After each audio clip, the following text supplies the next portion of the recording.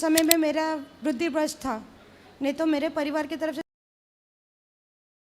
उनका किसी और स्त्री के साथ तो चक्कर नहीं है? पर अब उनने दूसरी विवाह तो आपने लव मैरिज जब की थी तो अपने माँ बाप को नहीं बताया था? नहीं करना। आप संसार से।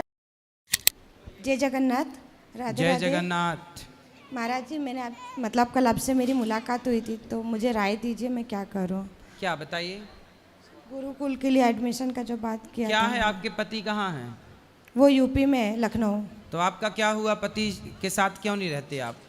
महाराज जी, 5 साल हो गए हम साथ में थे यूपी में। वो मुझे मुंबई से लेके गए, यूपी में थे हम लोग साथ में। हाँ। वो वहाँ पे रह के यहाँ पे मतलब जॉब करने आते थे मुंबई में। उनके परिवार वाले ने मेरे साथ बहुत मतलब गलत व्यवहार किया।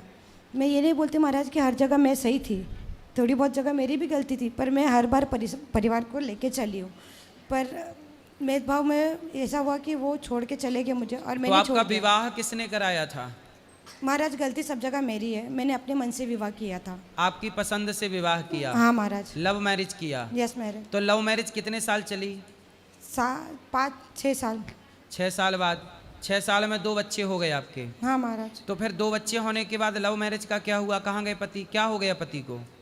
मतलब छोटी छोटी बात में झगड़ा जो भी होता था परिवार को लेके, तो वो मुझे बोलते थे कि घर से निकल जाओ आप। मतलब पति का तो आपकी मनपसंद की शादी थी, फिर पति ने आपके साथ ऐसा व्यवहार क्यों शुरू कर दिया? पता नहीं महाराज, मैं खुद नहीं समझ पा रही, क्योंकि उनके तरफ से ही जो भी था सब उनके तरफ से ही था।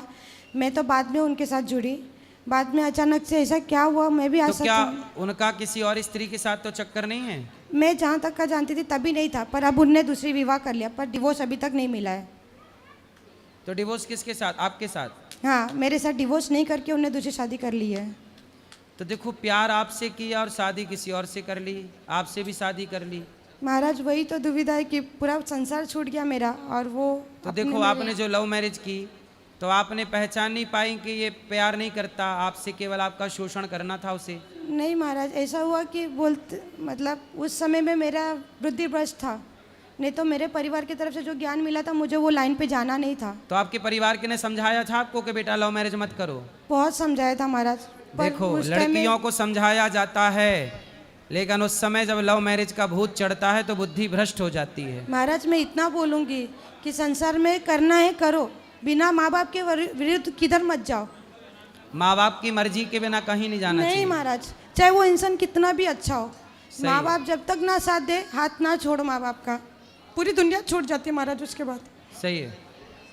देखो, ये बहन लव मैरिज करके 5 साल में इनके 2 बच्चे हो गए, और वो आदमी जिनसे इनको लव था वो किसी और से लव करने लग गया, उसे किसी और से प्यार हो गया, उसने दूसरी शादी कर ली, इनको छोड़ दिया। इसलिए लव मैरिज में ना पड़ो, माँ बाप की राजी मर्जी से विवाह करना चाहिए। जब परिवार की राजी मर्जी से करते हैं तो रिश्तों को चलाने और निभाने का एक दबाव रहता है दोनों परिवारों के ऊपर, इसलिए इस परंपरा को बनाए रखिए। और लड़कियों को जो लव मैरिज के चक्कर में पड़ी हैं उनको आपको समझाना चाहोगी? हाँ महाराज, क्या करना है कीजिए, माँ बाप को परमिशन लीजिए, उनको बताइए। अगर उस टाइम में मना करते, भले ही आपको 2 साल 3 साल दुख होगा, पर पूरा जिंदगी आपकी सवरेगी। तो आपने लव मैरिज जब की थी तो अपने माँ बाप को नहीं बताया था? मैंने पता चला था घर पे, पर मैं उनको, जो माँ बाप को रुलाता है महाराज वो खुद रोता है, वो दशा मेरा आज है। तब नहीं समझा, आज पछता रही हूँ, जबकि माँ बाप साथ में नहीं है, मेरे परिवार साथ नहीं है। अब आपके माँ बाप आपका साथ नहीं देते? महाराज, मेरी हिम्मत नहीं है उनके आगे जाने की, इतना गलती करने के बाद हिम्मत नहीं है। बहुत वहाँ पे जाने के बाद बहुत बार सोचा कि मैं चली जाऊँ, पर ऐसा था कि बड़े घर के बेटी हूँ मैं, गांव में समाज में क्या इज्जत रहेगी। एक तो आपके पिताजी क्या करते थे, क्या करते हैं? पिताजी तो मेरे गुजर गए हैं, अब नहीं है वो। तो शादी, आपकी शादी के पहले के बाद? ना, ऑटो चलाते थे। आपके पिताजी ऑटो चलाते थे? हाँ महाराज जी। तो आपके पिताजी ने समझाया था कि बेटा विवाह ना करो वहाँ जहाँ करना है? ऐसा था महाराज जी कि पिताजी और मेरे कभी बाप बेटी का रिश्ता नहीं था, मेरे दोस्त थे वो। अच्छा। हर सुख दुख में मेरे साथ थे, कहीं पे भी जाते मुझे लेके जाते थे। ऐसा तो इतना प्यार करते थे आपके पिताजी आपको?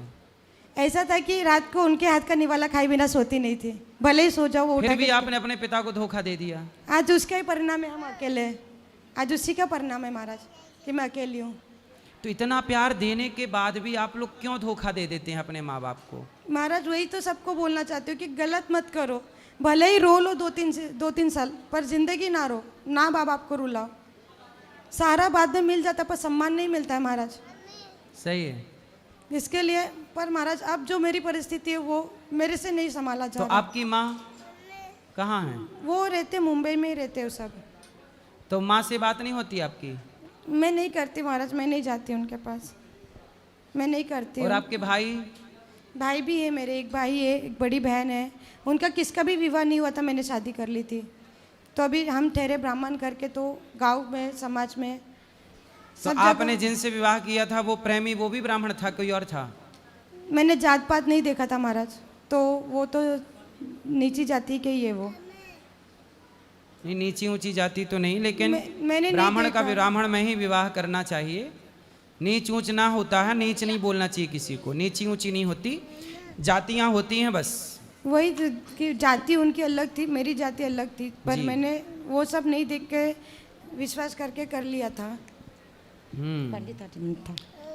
इसलिए कहते हैं कि एक गलत डिसीजन सारी जिंदगी बर्बाद कर देता है, एक गलत निर्णय। तो अब आप दूसरा विवाह करना नहीं चाहती कि दूसरा? नहीं महाराज, नहीं करना। अब संसार से मन उठ गया है। क्यों? अब क्योंकि महाराज जहाँ तक अब मुझे पता है, मैंने किसी के साथ गलत नहीं किया था। वहाँ पे 3 देवर थे, तीनों देवर को अपने भाई समान माना। छोटे 5 साल के, 7 साल के, 10 साल के, इतने छोटे छोटे थे। तो मैंने अपने तरफ से सब रिश्ता निभाया, पर बदले में मुझे जो मिला महाराज, मुझे नहीं अब करना। अच्छा, जो आपके पति हैं वो, उनसे अब बात नहीं होती आपकी? नहीं, मैं नहीं करती। मैंने 2-3 बार कॉल किया, पर वो बराबर बात नहीं करते मुझसे, तो इसके लिए मैं नहीं करती। तो कितने साल से अलग हैं पति आपके? 2 साल हो गया महाराज। शादी को टोटल 5 साल? 2019 में शादी की थी मैंने। तो 3 साल साथ में रहे, इसमें 2 बच्चे पैदा हो गए? हाँ महाराज। और- नहीं, 2019 में किया था, 24 में मैं आई हूँ। ऐसा तो 5 साल उनके साथ थी, 2 साल हो गए मुंबई अच्छा, में हूँ। 5 साल उनके साथ थी, 2 साल मतलब 7 साल हो गए हाँ महाराज। शादी के। कितने साल की हो आप? महाराज हैं? नहीं बताया कितने? पता नहीं है? महाराज, बताना नहीं चाहते हैं। अच्छा, नहीं उम्र बताना। बहुत कम है हमारी, अच्छा, सबके सामने नहीं बता सकते। उम्र कम है आपकी, मतलब जल्दी विवाह कर लिया आपने? हाँ महाराज। तो आप पढ़ी लिखी हो? 12वीं पास थे महाराज उस टाइम में। मतलब पढ़ाई कर रहे थे, जॉब भी स्टार्ट था हमारा। जब 12वीं पास हुई उसके बाद शादी हो गई आपकी? हाँ, मैंने कर ली। तो बहुत जल्दी नहीं कर ली आपने शादी? वही सजा आज भुगत रही हूँ महाराज, आज वही सजा भुगत रही हूँ कि किसी की नहीं सुनी संसार में, खुद की मन की करके आज अकेली हूँ मैं। इसलिए कहते हैं देखो, मन की मत मानियो, मन कहाँ कहाँ ले जाएगा। इसलिए रिश्ते एक दिन के नहीं होते, सदा के लिए होते हैं। इसलिए रिश्तों को, माँ के रिश्ते को, बाप के रिश्ते को तोड़ा ना जाए। जब हम माँ के प्यार को ना समझ पाए, पिता के प्यार को ना समझ पाए, देखो इनके पिता जब तक इसको खिलाते नहीं थे अपने हाथ से, तब तक ये सोती नहीं थी।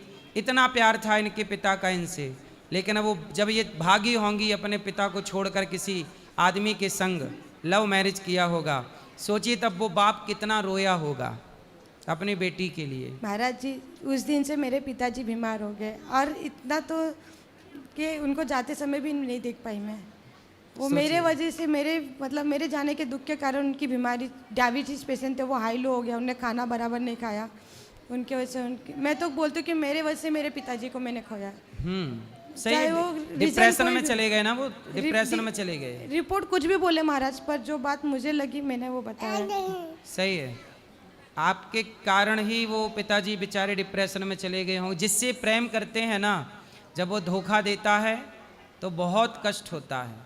जैसे हम बेटी से प्यार करते हैं और बेटी धोखा दे दे, तो बाप ना उसी दिन मर जाता है। शरीर तो बाद में छूटा, पर जिस दिन आप बाप को धोखा दी, उसी दिन आपका बाप मर चुका था। फिर वो तो केवल उसका हाड़ा मांस खड़ा था, केवल देह खड़ी थी वहाँ की, वो तो मर चुका था। ऐसे ही है बेटा, इसलिए किसी बेटी को ये गलती नहीं करना चाहिए जो गलती इन्होंने की है। हर बेटी के लिए ये मैसेज है। महाराज, अब मेरा जो परेशानी है उसका चिंता ना करो, भगवान आपकी परेशानी दूर करेंगे, भगवान सुखी रखेंगे आपको।